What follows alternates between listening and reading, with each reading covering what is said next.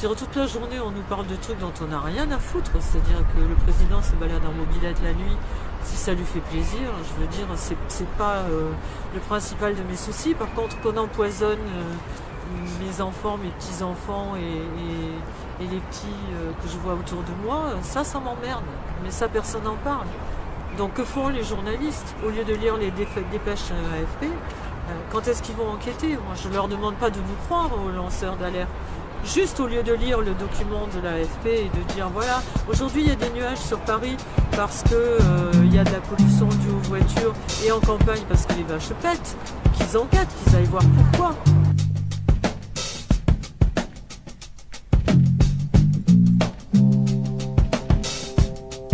Qu'est-ce qui vous a amené, qu'est-ce qui vous a poussé à vous intéresser au domaine de la santé et plus particulièrement à ce qui se passe dans les coulisses? En fait, c'est parce que comme beaucoup de gens, je voyais bien qu'il se passait des scandales et que bon, les scandales comme le sang contaminé, etc. Et puis après on n'en parlait plus. Et je faisais comme tout le monde, hein, je retournais à ma vie jusqu'au jour où je me suis fait vacciner, moi et ma famille, contre l'hépatite B. Je me croyais très intelligente et j'ai voulu être une bonne mère. Quand j'ai vu les dégâts que ça avait fait, je me suis dit que jamais plus j'écouterai ce qu'ils disent, que la prochaine fois je vérifierai. Je me suis vraiment trouvée très très con d'avoir obéi comme ça. Et donc voilà, donc quand il y a eu le H1N1, j'ai commencé à trouver que les trucs qu'ils nous disaient étaient très très bizarres. Et il faut dire que j'ai aussi une formation un peu de matheuse scientifique, donc la logique c'est quelque chose qui me parle. Et donc là il n'y avait rien de logique, donc j'ai commencé à chercher pour moi et pour ma famille et je me suis rendu compte que c'était un sac de nœuds, de mensonges et voilà, et j'ai découvert des trucs ahurissants. Et après j'ai bien évidemment regardé si ça se passait pareil dans les autres vaccins, dans toute l'industrie pharmaceutique et puis bien évidemment dans la nourriture. Comme là maintenant je cherche dans le climat et les armes de l'ombre, etc. parce qu'on est cerné. La preuve, le beau temps que nous avons aujourd'hui, les magnifiques couvercles que nous avons aujourd'hui et qui paraît-il dû à la circulation. C'est-à-dire que le mois dernier, il n'y avait pas de circulation dans Paris. Voilà, paraît-il. Qu'est-ce que vous pouvez nous dire sur l'ANSM, anciennement l'AFSAPS? Franchement, c'est la même chose que l'AFSAPS, c'est-à-dire que l'AFSAPS, au moment où il y a eu le scandale du Mediator, les pouvoirs publics nous ont dit c'est un accident, c'est un incident de fonctionnement et c'est un dysfonctionnement et ça n'arrivera plus parce que là on va faire une commission d'enquête et on va faire tout ce qu'il faut pour que ce ne soit plus possible. En fait, après avoir fait une longue enquête qu'ils ont confiée au professeur Debré et au professeur Even, ils ont changé le nom de l'AFSAPS. Ils l'ont appelé l'Agence nationale de sécurité des aliments. Mais ils n'ont rien changé d'autre. C'est-à-dire que l'AFSAPS, l'ANSM continue à être financée indirectement, mais financée quand même à 83% par les labos. Que les 3/4 des gens qui y siègent, enfin peut-être pas les 3/4 mais une bonne partie, ont des conflits d'intérêts qui sont vraiment flagrants, qui sont normalement obligés de les déclarer, mais s'ils les déclarent pas, on leur dit rien. Donc ça pousse pas trop les gens à être honnêtes. Et en plus de ça, même quand c'est déclaré, ils considèrent que du moment que c'est déclaré, il n'y a pas de conflit d'intérêts. Ils l'ont dit, donc ils peuvent pas, ils sont forcément intègres. Mais le fait de le dire n'a jamais obligé les gens à être intègres. Et comme disait Napoléon, la main qui donne est au-dessus de la main qui reçoit. Et je vois pas comment les experts pourraient être honnêtes, ceux qui touchent des labos, parce que sinon ils touchent plus, c'est aussi simple que ça. Et dans mon enquête, quand j'ai rencontré des savants, des chercheurs, qui eux n'ont pas plié devant les labos, ils se sont fait virer avec perte et fracas. Il n'y a donc aucune liberté. Et le reste des experts, qui sont honnêtes et qui ne touchent pas du fric des labos, eux, ils n'ont pour statuer si un médicament est bon ou pas bon que les données du laboratoire. Il n'y a pas de contre-expertise. Donc, il est bien évident que les labos ne vont pas arriver en disant « Regardez, alors là, j'ai un truc vraiment pourri. Voilà. Donc c'est une hypocrisie absolument dingue. C'est une insulte à notre intelligence parce qu'en plus c'est dans tous les domaines. Est-ce que vous pouvez nous expliquer comment et pourquoi, selon vous, les ONG en rapport avec la santé seraient corrompues? Alors toutes les ONG probablement ne sont pas corrompues. Il y en a qui sont à but humanitaire, il y a des gens qui s'investissent dans des ONG pour soulager la misère du monde dans un endroit ou dans un autre, qui donnent de leur vie, qui donnent de leur temps, qui donnent leur santé, qui n'ont pas de vie privée. Enfin, je veux dire, il y a des gens qui sont fortement respectables. Il ne faut pas mettre tout le monde dans le même panier. Par contre, il faut savoir aussi que le business des ONG, c'est la 8e industrie mondiale. Pourquoi? Parce que les 3/4 de ces gens qui nous gouvernent indirectement et qui ont des sociétés qui leur apportent plein de fric, font immédiatement une fondation humanitaire pour pouvoir, d'abord ça permet de détourner de l'argent, c'est-à-dire que quand on dit que M.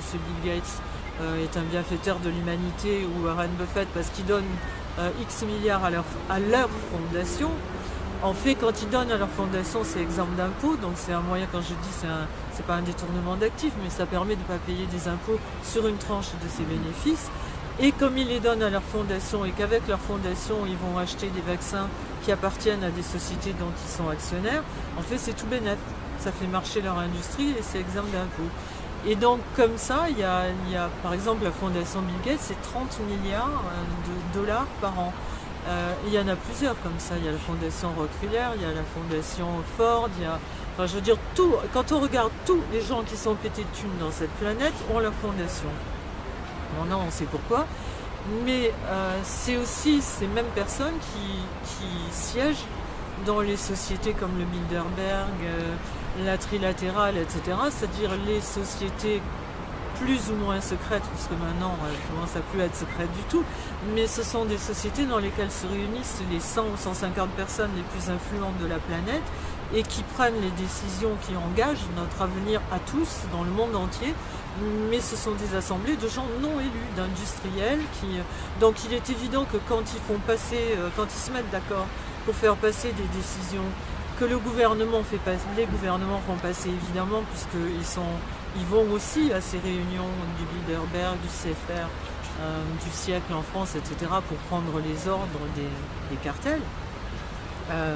Il est bien évident que tout cet argent dans les fondations n'est pas mis au service de l'humanitaire, il est mis au service des industriels qui siègent dans ces comités-là et qui font la pluie et le beau temps à travers le monde.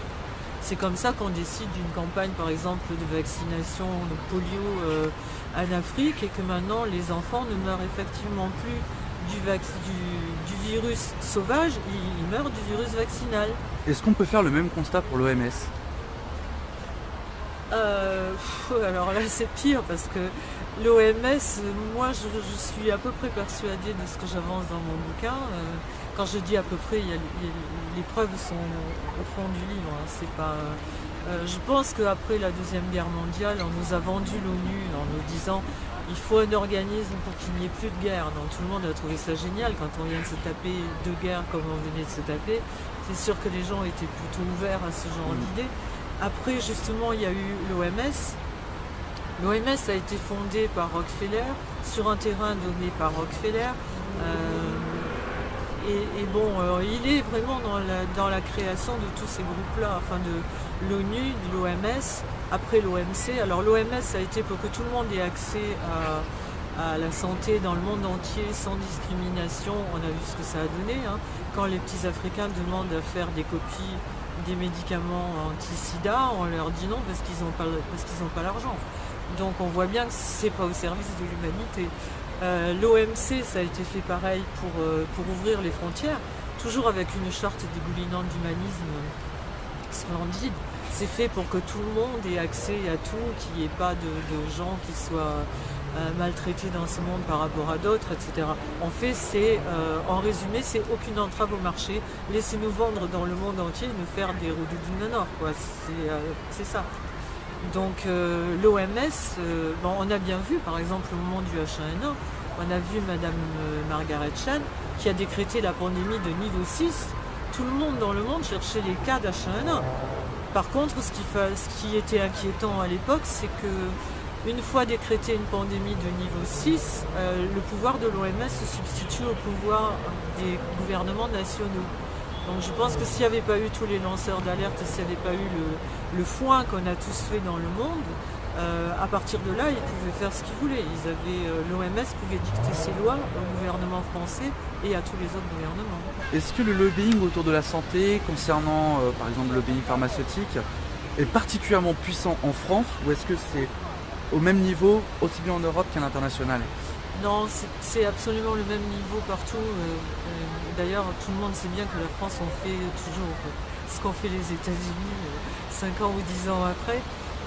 Oui, ils ont mis leurs pions partout pour les raisons que j'ai expliquées tout à l'heure. Une fois qu'ils ont eu installé l'ONU, l'OMS et l'OMC, c'était une façon, et les sociétés dans lesquelles ils décident de ce qui va nous arriver, c'était une façon d'avoir la main mise sur tous les pays du monde et de passer par-dessus la tête des chefs d'État. Ils n'ont plus besoin de demander l'autorisation des chefs d'État et la Commission européenne. Il y a beaucoup plus de lobbyistes à Bruxelles que de députés. Donc ils sont toute la journée actifs. J'y suis allée là avec Marion Sigaud il y a quelques temps. C'est extraordinaire. Les seuls qui rentrent et qui sortent du Parlement européen sans montrer patte blanche, c'est les traiteurs. Parce qu'il y a des cocktails dans tous les coins où on sensibilise les gens des sociétés. Voilà. Donc, et puis il y a aussi le système des portes tournantes, c'est-à-dire que quand il faut faire passer quelque chose, quelqu'un qui va être au ministère de la Santé, enfin quelqu'un par exemple va être chez Monsanto, il va passer au ministère de la Santé le temps de faire passer une loi, et ensuite il va passer dans une instance comme l'AFSAPS ou le MEA en Europe, etc. Et après il revient à Monsanto avec une promotion, ou chez Bayer, on a comme ça Michel Barnier qui était chez Mérieux, il y en a plein, c'est vraiment comme ça constamment. On pourrait parler du changement qui s'est opéré à la fin de la Seconde Guerre mondiale dans le domaine de la santé avec l'alliance avec les chimistes. Oui, je pense que tous nos mots viennent de là, c'est-à-dire qu'au départ il y avait les pétroliers, voilà. Et ensuite tous nos mots, je pense, viennent du fait qu'il y a eu une alliance entre le cartel de la chimie et le cartel de la pharmacie et aussi de l'agroalimentaire. Parce que quand on regarde ce qui se passe, c'est très parallèle, c'est la même chose, le même plan dans tous les domaines. C'est-à-dire que dans les médicaments, ils ont enlevé toutes les plantes qui soignaient jusque-là très bien tout le monde. Et d'ailleurs, beaucoup de médicaments sont à base de plantes. Sauf que maintenant, ils ont décidé que c'était les molécules chimiques qui devaient nous soigner. Et donc, il est évident que ces gens-là ne peuvent pas faire du bénéfice sur les orties ou sur la prêle. Il y en a dans tous les jardins. Donc ce qu'ils veulent, c'est des ingrédients dont ils peuvent avoir un monopole et qui peuvent breveter. Donc pendant 30 ans, ils sont peinards et savent qu'il n'y a qu'eux qui vont trouver de l'argent, gagner de l'argent dessus. Et c'est ce qui explique aussi que les médecins sont formés comme ça, puisque ces gens-là sponsorisent aussi les universités. Ils sont formés à être des prescripteurs de médicaments et non pas des gens qui cherchaient à faire un diagnostic alors encore une fois, c'est pas tous les médecins, mais bon, on se rend compte quand même quand on voit plusieurs médecins qu'on a mal à la tête, ils donnent tel médicament, on a mal aux pieds, ils donnent tel médicament, mais ils se demandent pas qu'est-ce qu'il y a de particulier entre toi, moi, aucun de nous n'est pareil et il n'a peut-être pas les mêmes causes pour les mêmes effets. Ça, c'est l'industrie de la chimie qui l'a fait, c'est-à-dire on a créé des molécules qui sont bonnes à prescrire et puis c'est tout. Et même chose dans l'industrie alimentaire, c'est-à-dire que le pêcheur qui va à la pêche, qui ramène du poisson, qui le vend à la criée, il n'a aucun intérêt pour ces gens-là. Ce qu'il faut, c'est faire des pêches industrielles, avec les mêmes mensonges. Il paraît que c'est pour pouvoir nourrir l'humanité. Quand on sait qu'il faut 5 kg de poissons de pêche pour faire 1 kg de poissons d'élevage, qui est-ce qui vide les mers? C'est certainement pas le marin pêcheur. Sauf que là aussi, ça permet comme dans l'élevage d'ailleurs industriel, ça permet d'écouler des hormones, des vaccins, des tranquillisants, tout un tas. Donc c'est uniquement l'industrie chimique. Et ça, c'est parti après la Deuxième Guerre mondiale, Il y avait d'un côté de l'Atlantique Rockefeller et de notre côté à nous, IG Farben. Et dont il y avait un monsieur qui s'appelait Fritz Termer qui était le patron d'IG Farben Auschwitz. Bien évidemment, après la guerre, il s'est fait un peu ennuyer à Nuremberg. Il a pris 4 ans, entre-temps, son copain Rockefeller, qui faisait quand même de bonnes affaires avec lui, puisqu'il vendait du pétrole aux Alliés autant qu'aux nazis, tout allait bien. Il l'a fait sortir de prison.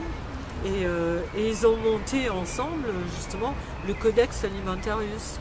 Et le Codex Alimentarius, c'est après l'OMS, l'OMC et le FAO, ils ont fait le Codex Alimentarius qui dit, en fait, alors là c'est pareil, c'était soi-disant pour harmoniser les normes des produits dans le monde entier.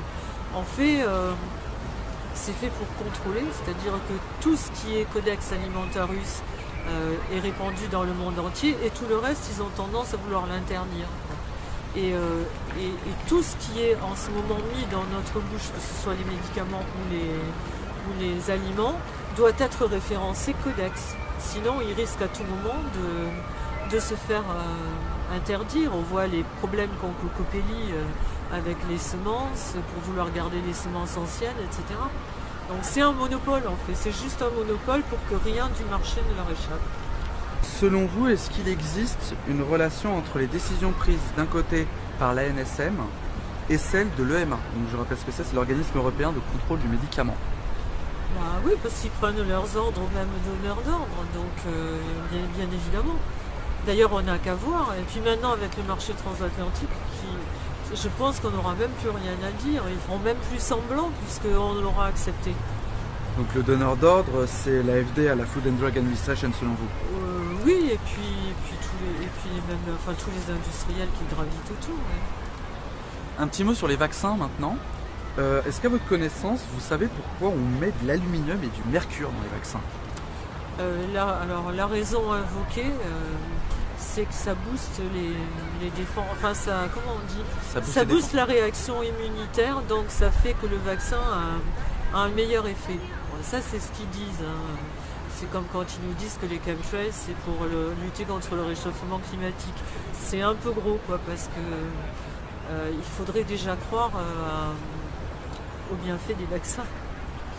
Parce qu'on pourrait souligner le fait, par exemple, qu'il y a de nouvelles pandémies qui sont en train de naître en Afrique, du fait justement de ces vaccins, comme dans ces vaccins, il contient une petite partie du virus, et je ne me rappelle plus du nom, mais le fait d'injecter donc une partie de ce virus provoque justement les symptômes de ce virus. Oui, c'est la polio, c'est le vaccin, c'est le virus vaccinal maintenant qu'on retrouve. On retrouve, alors ça s'appelle plus polio, hein, ça s'appelle paralysie flasque aiguë. Mais en fait, dont les gens se paralysent et quand on regarde, on fait ce qu'ils ont à l'intérieur du corps, ils ont le virus vaccinal. Mais il y a plein de trucs comme ça hein, que j'ai appris moi après avoir enquêté sur le H1N1. Par exemple, moi j'ai toujours eu des chevaux autour de moi, donc tous les 5 ans j'étais vaccinée contre le tétanos. Parce qu'il paraît que quand on a des chevaux, on risque le tétanos. Mais en fait, le tétanos, la maladie n'est pas immunisante. Donc à quoi sert le vaccin? Voilà, à écouler quelques tirages. C'est juste des petits trucs comme ça, quoi. Par exemple, le vaccin pour les enfants d'été polio. Maintenant, justement, avant, il y en avait un qui ne contenait pas d'aluminium. Ils l'ont retiré du marché et ils ont mis des vaccins qui contiennent de l'aluminium et qui en plus contiennent 3 ou 4 valences en plus, qui ne sont pas obligatoires. Et dans ces valences-là, il y a l'hépatite B. Quand on sait que l'hépatite B se transmet majoritairement, pour ne pas dire exclusivement, par le sexe, je ne vois pas trop pourquoi on vaccine les bébés, pourquoi on met l'hépatite B dans le vaccin des bébés. On pourrait également parler du vaccin pour le col de l'utérus, pardon. Oui, voilà par exemple le genre d'escroquerie. Parce que le problème, c'est que s'ils nous disaient la vérité, s'ils ne nous montaient pas à tout bout de champ, on ne serait pas toujours obligé d'aller gratter et d'investiguer. Et si c'était si blanc, s'ils étaient si blancs, pourquoi mentiraient-ils? Voilà. Surtout... Parce que le vaccin, par exemple, alors, ils l'ont vendu comme le vaccin contre le cancer du col de l'utérus. Or, quand on regarde, il lutte, à condition qu'il serve à quelque chose, contre 2 à 4 papillomas. Or, on peut en avoir une centaine dans le corps, donc, et les 98 autres alors. Et en plus de ça, encore une fois, s'il a une efficacité quelconque, c'est pendant 5 ans. Donc quand on vaccine des enfants de 14 ans, et maintenant des garçons de 9 ans, puisqu'il paraît qu'ils peuvent attraper le cancer en faisant un cunnilingus à leur copine quand ils seront un peu plus grands. Donc aux États-Unis, maintenant, ils vaccinent les garçons de 9 ans contre le papillomavirus. C'est n'importe quoi. Ce vaccin n'a d'efficacité que pour 2 ou 4, selon le vaccin, 2 ou 4 papillomas. Et que si ces papillomas-là étaient susceptibles de donner le cancer, de dégénérer en cancer, ce serait dans 30 ou 40 ans. Donc comme le vaccin, même s'il est efficace et que sur 5 ans, c'est encore une question de logique, c'est nul, quoi. Vous en avez parlé à propos du marché transatlantique. Est-ce que donc pour vous, le marché transatlantique, ça achèverait en quelque sorte de mettre en place une mainmise des États-Unis sur le marché européen? Oui, bien évidemment, puisque ça va être décuplé. Les donneurs d'ordre vont être encore plus présents et officiellement, puisque là, ils le font en coulisses. Après, ils n'auront plus à le faire en coulisses. Et puis en plus, on va nous servir ce qu'on nous sert habituellement, à savoir, mais je ne vois pas ce que vous avez contre cette politique, puisque vous avez voté pour. Or, on ne nous demande pas à nous de voter pour. Ils n'ont qu'à demander aux citoyens s'ils sont pour le marché transatlantique, s'ils sont pour les épandages aériens, en expliquant bien pourquoi, on va voir. Mais ça, ils ne le font jamais. C'est pour ça, quand ils nous parlent de démocratie, qu'on arrête de rigoler, quoi. Et comment est-ce que ce traité transatlantique pourrait se traduire pour les Européens et par extension pour les Français? Il pourra se traduire par le fait que les OGM pourront passer comme ils veulent, les pesticides ils pourront passer comme ils veulent, en tout cas ceux qui sont autorisés. Là-bas, donc ici, il faut regarder ce qui se passe au Canada, puisque déjà ça a été autorisé, ça a été mis en place avec le Canada. Les gens ne sont pas contents du tout. Mais le problème, c'est que personne ne vous explique. Où est-ce qu'on entend parler dans les médias lambda, mainstream, où est-ce qu'on entend parler de ça? Toute la journée, on nous parle de trucs dont on n'a rien à foutre. C'est-à-dire que le président se balade en mobilette la nuit, si ça lui fait plaisir. C'est pas le principal de mes soucis. Par contre, qu'on empoisonne mes enfants, mes petits-enfants et les petits que je vois autour de moi, ça m'emmerde. Mais ça, personne n'en parle. Donc que font les journalistes? Au lieu de lire les dépêches AFP, quand est-ce qu'ils vont enquêter? Moi, je ne leur demande pas de nous croire aux lanceurs d'alerte. Juste au lieu de lire le document de l'AFP et de dire voilà, aujourd'hui il y a des nuages sur Paris parce que il y a de la pollution due aux voitures et en campagne parce que les vaches pètent, qu'ils enquêtent, qu'ils aillent voir pourquoi.